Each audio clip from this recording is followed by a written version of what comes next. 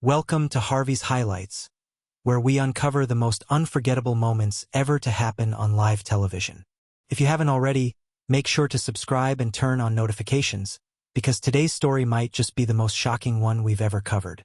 What could possibly make Steve Harvey, the man known for handling chaos, confusion, and laughter like no one else, stop everything, cancel the rest of the taping, and clear the entire studio? What answer could shake him so deeply that, for the first time in Family Feud history, production came to a complete halt? It began like any other day at the Family Feud studios in Atlanta. The crowd was lively, the lights were bright, and Steve Harvey walked out onto the stage with that familiar energy. Sharp suit, confident stride, and a grin that told you it was going to be a good show. Two families stood ready behind their podiums. The Thompsons from Ohio and the Reed family from Louisiana. Both competitive, both excited, both ready to laugh. But what nobody knew, not the audience, not the crew, not even Steve himself, was that this episode would end in silence. The game started smoothly. The usual energy, the jokes, the quick comebacks that made Steve Harvey a household name. Round 1, round 2, all laughter, all fun. But when they reached round 3, something changed. Steve looked down at his next card, squinting at the question, and chuckled. "All right, y'all," he said, glancing toward the audience. "This one's interesting." He looked up at the two contestants at the podium. "Name something people wish they could tell someone who's gone." The crowd reacted with a soft, collective, "Oh." It was one of those questions that brought out heartfelt answers, the kind that balanced laughter and emotion. The Thompsons buzzed in first. "I love you," shouted the father. Ding. Number 1 answer. The Reeds clapped politely as the Thompsons celebrated. The game moved on. Steve joked, teased, kept things light. But then came a turn that no one expected. It was the last answer left on the board. The Thompsons had 3 strikes. The Reeds could steal and win the round if they got this one right. Steve turned to the opposing team, smiling. "All right, y'all. 1 answer left. You get this right, you take the points. You miss it, the other family gets the round. Here we go. Name something people wish they could tell someone who's gone." The Reeds huddled, whispering, thinking. Then, after a moment, their youngest son, a quiet man in his late 20s named Marcus, looked up and said softly, "I'll answer, Mr. Harvey." Steve nodded. "All right, son, what you got?"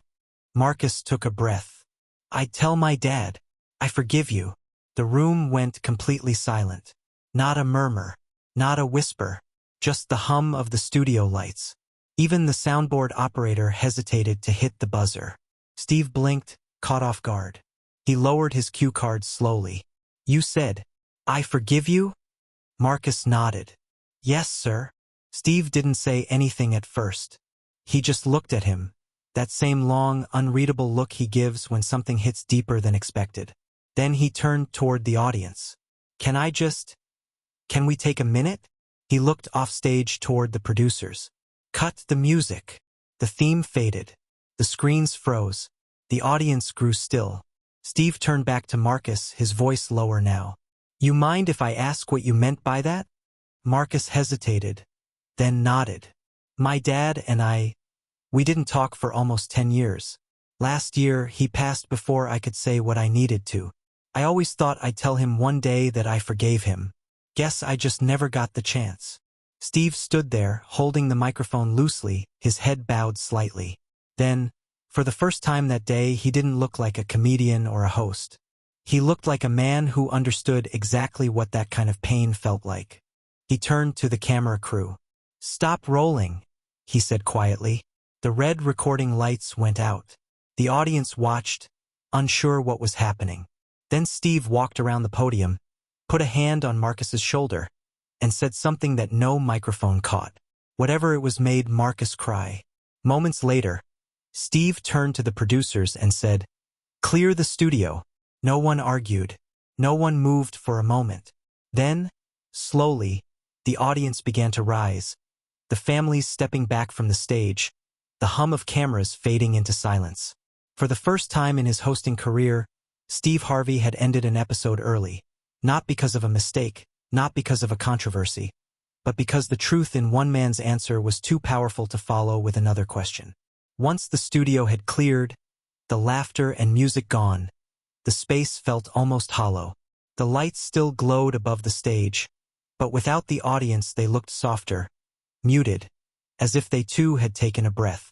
Steve Harvey sat on the edge of the contestant podium, still in his suit, cards in his hand but unread.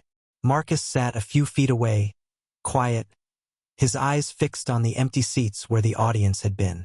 For a long while, neither man said anything. The only sound was the low hum of the studio lights and the occasional shuffle of a crew member packing equipment in the distance. Finally, Steve broke the silence. "Son," he said quietly, "you didn't just answer a question. You said something most people never get to say out loud." Marcus looked down. "I didn't plan to. It just came out. I thought I'd say something funny. You know? Keep the mood light. But when you said that question, it felt like I heard my dad's voice again." Steve nodded slowly. "That's how it works sometimes. You think you've moved on, and then a few words bring it all right back." He paused, then added, "You said your dad passed before you could tell him you forgave him?" Marcus nodded. "Yeah, we had a bad fight when I was 18. I left home, didn't look back. When I got the call last year that he was gone, I realized I'd been carrying that anger longer than I'd known." Steve sat in silence for a moment, staring at the Family Feud logo still faintly glowing on the big screen. Then he said, almost to himself, "You know, I didn't talk to my old man for years either. We were stubborn men.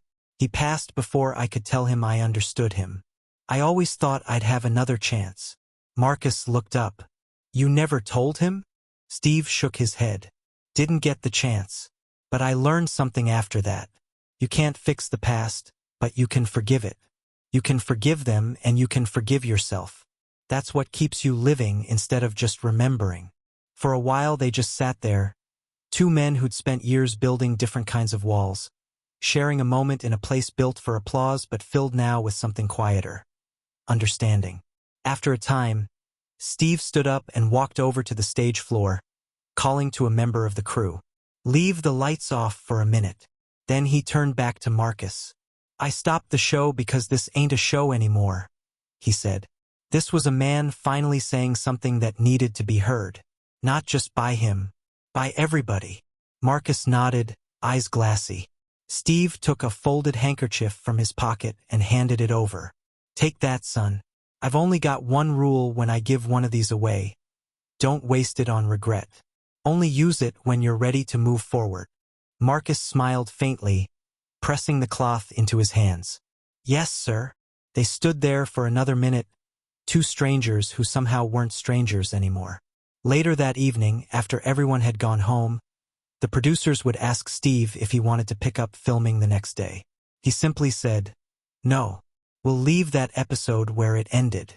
Some things aren't meant to be followed by a laugh track."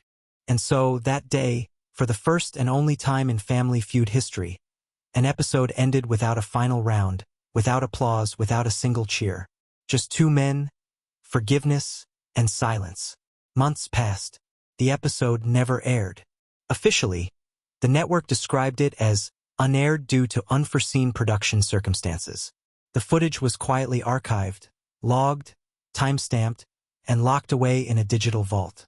But television history has a way of resurfacing when it's meant to. It started when a young intern at the studio, tasked with cleaning up old storage drives, stumbled upon a file labeled FF07E49_unreleased_final cut. Curiosity got the better of her. When she opened it, she wasn't prepared for what she saw.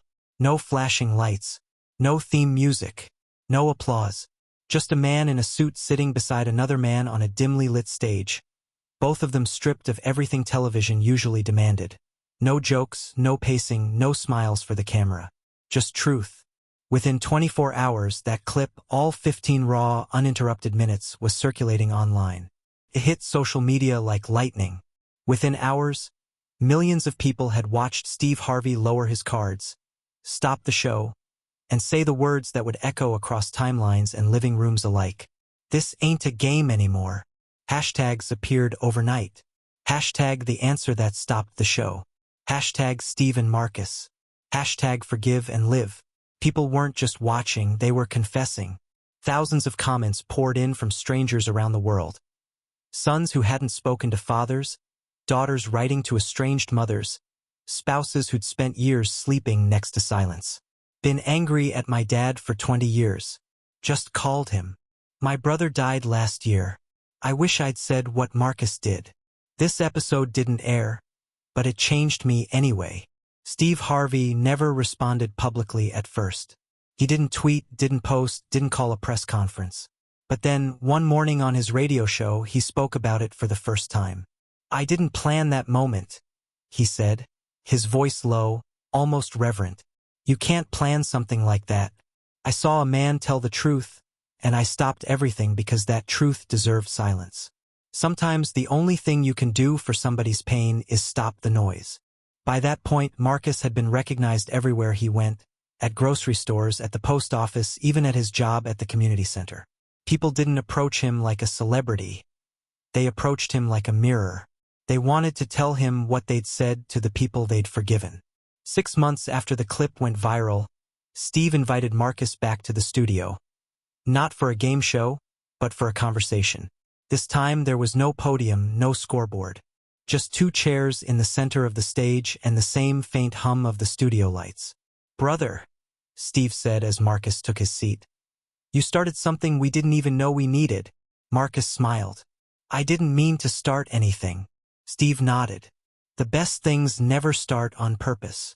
The 2 men talked for nearly an hour about forgiveness, pride, family, the weight men carry when they think silence makes them strong. By the end, Steve leaned forward, elbows on his knees. You know what I learned that day? Television's got a lot of noise.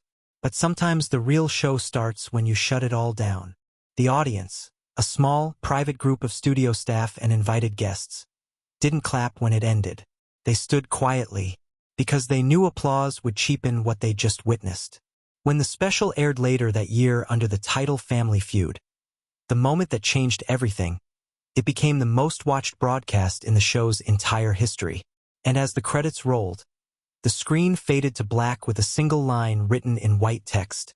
Sometimes the greatest answer is silence. 5 years later, the Family Feud studio had changed. New lights, new set, new contestants. But the air inside still carried echoes of that day. There's a small plaque mounted behind the host's podium now. It doesn't face the cameras. Contestants never see it. Only the host does. It reads, "Remember why you stopped the game." It was Steve's idea. Every time he walked onto that stage, he ran his hand over that plaque. A quiet reminder that television isn't about answers on a board. It's about the people who give them. Marcus's life, too, had shifted in ways no one could have scripted. The clip that once defined him became something more, a catalyst. He started visiting schools, churches, and youth centers, talking about the danger of letting pride silence forgiveness.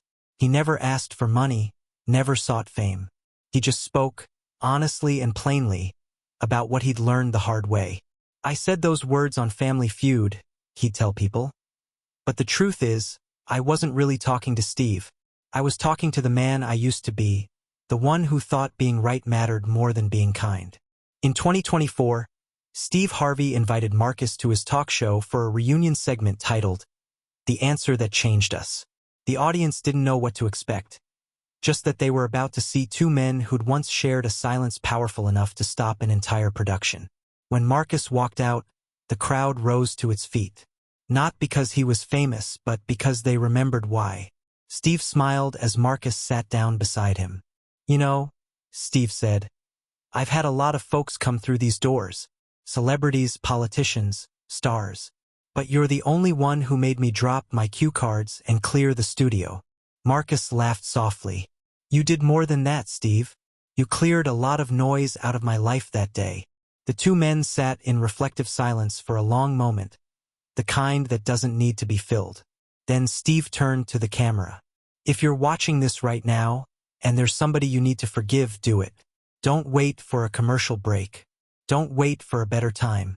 You never know how much time you've got left to say the words that could change everything. That episode went on to inspire a global campaign called Say It Now, encouraging people to reach out, reconcile, and reconnect before regret had the chance to set in. Marcus's story, once a moment of pain on a game show, had grown into a movement that reminded millions what it means to be human. And every time Steve Harvey walked out under those bright studio lights, he did so with one hand brushing that hidden plaque and one truth echoing in his mind. The game can always wait. The heart cannot. Share your thoughts in the comments below. Tell us what you would have done if you were in that studio, or what the answer means to you after hearing this story. And make sure to stay tuned. The next story on Harvey's Highlights is one you'll never forget. Until then, remember the line that stayed with all of us. The game can always wait. The heart cannot.